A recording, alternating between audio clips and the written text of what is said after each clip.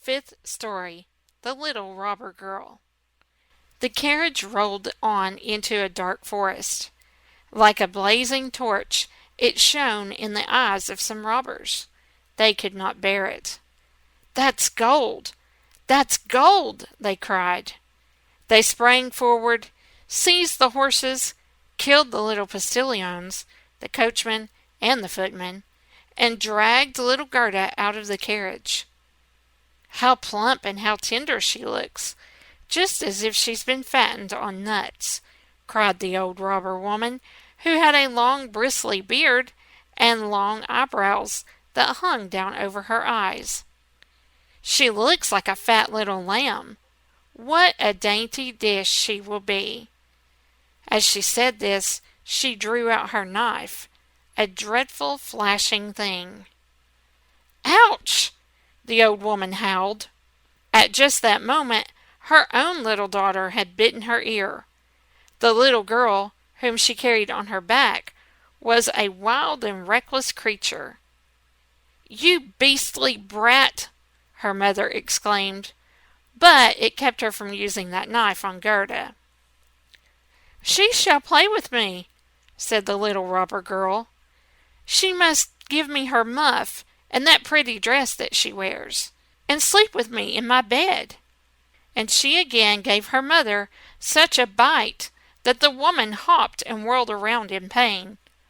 All the robbers laughed and shouted, "See how she dances with her brat!" "I want to ride in the carriage," the little robber girl said, and ride she did, for she was too spoiled and headstrong for words. She and Gerda climbed into the carriage, and away they drove over the stumps and stones into the depths of the forest. The little robber girl was no taller than Gerda, but she was strong, and much broader in the shoulders. Her skin was brown, and her eyes coal black, almost sad in their expression. She put her arms around Gerda and said, "They shan't kill you, unless I get angry with you.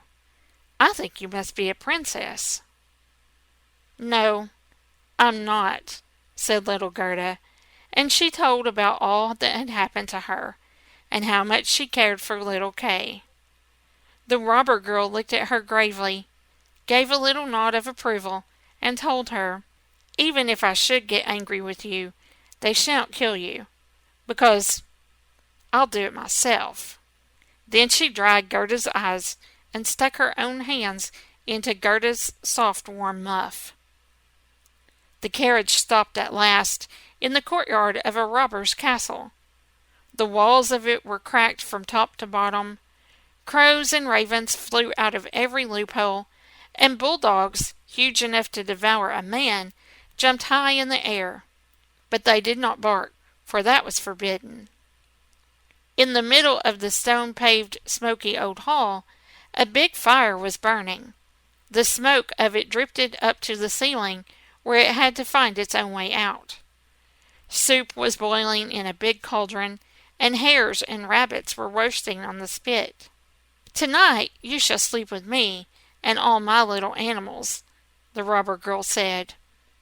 After they had something to eat and drink, they went to a corner that was strewn with rugs and straw. On sticks and perches around the bedding roosted nearly 100 pigeons. They seemed to be asleep, but they stirred just a little when the two girls came near them. "They are all mine," said the robber girl. She seized the one that was nearest to her, held it by the legs, and shook it until it flapped its wings. "Kiss it," she cried, and thrust the bird into Gerda's face.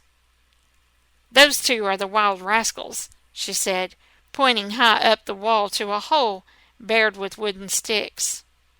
"Rascals of the woods they are, and they would fly away in a minute if they weren't locked up. And here's my old sweetheart, Bay," she said, pulling at the horns of a reindeer that was tethered by a shiny copper ring around his neck.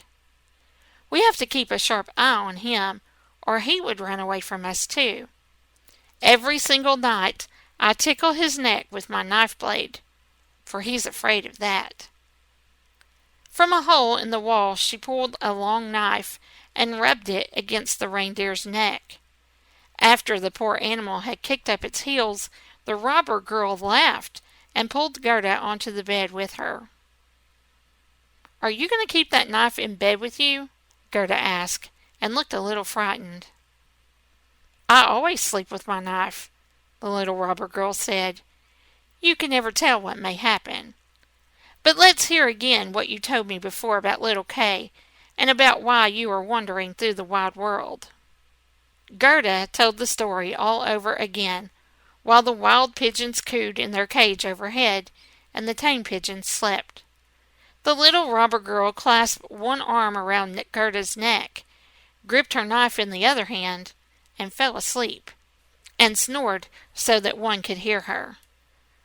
But Gerda could not close her eyes at all. She did not know whether she was to live or whether she was to die. The robbers sat around their fire, singing and drinking, and the old robber woman was turning somersaults. It was a terrible sight for the little girl to see. Then the wood pigeon said, "Coo, coo. We have seen little Kay." A white hen was carrying his sleigh, and Kay sat in the Snow Queen's sleigh. They swooped low over the trees where we lay our nest. The Snow Queen blew upon us, and all the young pigeons died, except us. Coo, coo. "What is that you're saying up there?" cried Gerda. "Where was the Snow Queen going? Do you know anything about it?" "She was probably bound for Lapland, where they always have snow and ice. Why don't you ask the reindeer who's tethered beside you?" "Yes, there is snow and ice in that glorious land," the reindeer told her. "You can prance about freely across those great glittering fields.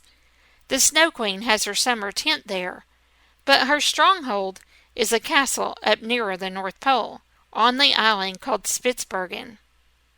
"Oh, Kay, little Kay," Gerda sighed.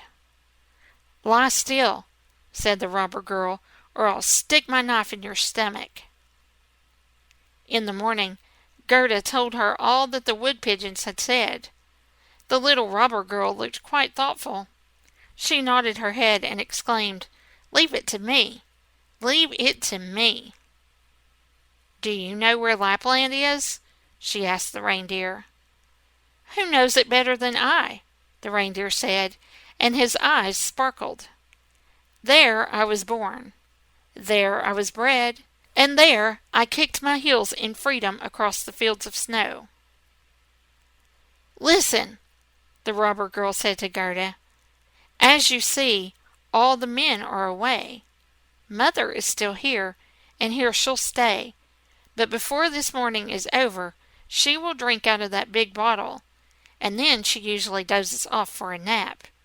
As soon as that happens, I will do you a good turn." She jumped out of bed, rushed over and threw her arms around her mother's neck, pulled at her beard bristles, and said, "Good morning, my dear Nanny Goat." Her mother thumped her nose until it was red and blue, but all that was done out of pure love. As soon as the mother had tipped up the bottle and dozed off to sleep, the little robber girl ran to the reindeer and said, "I have a good notion to keep you here and to tickle you with my sharp knife. You're so funny when I do. But never mind that. I'll untie your rope and help you find your way outside, so that you can run back to Lapland. But you must put your best leg forward and carry this little girl to the Snow Queen's palace, where her playmate is. I suppose you heard what she told me, for she spoke so loud. And you were eavesdropping." The reindeer was so happy that he bounded into the air. The robber girl hoisted little Gerda on his back, carefully tied her in place, and even gave her a little pillow to sit on. "I don't do things halfway," she said. "Here, take back your fur boots, for it's going to be bitter cold. I'll keep your muff, because it's such a pretty one. But your fingers mustn't get cold. Here's my mother's big mittens, for which will come right up to your elbows. Pull them on. Now your hands look just like my ugly mother's big paws." And Gerda shed happy tears.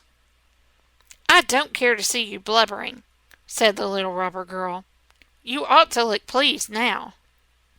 Here, take these 2 loaves of bread and this ham along, so you won't starve."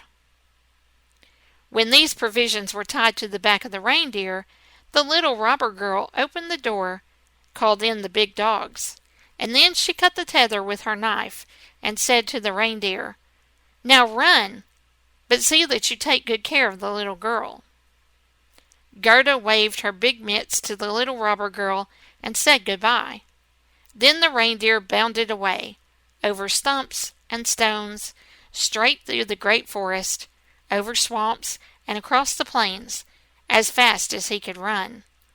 The wolves howled, the ravens shrieked, and "Ka-choo! Ka-choo!" the red streaks of light ripped through the heavens, with a noise that sounded like sneezing. "Those are my old northern lights," said the reindeer. "See how they flash?"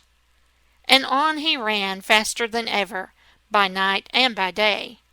The loaves were eaten, and the whole ham was eaten, and there they were, in Lapland.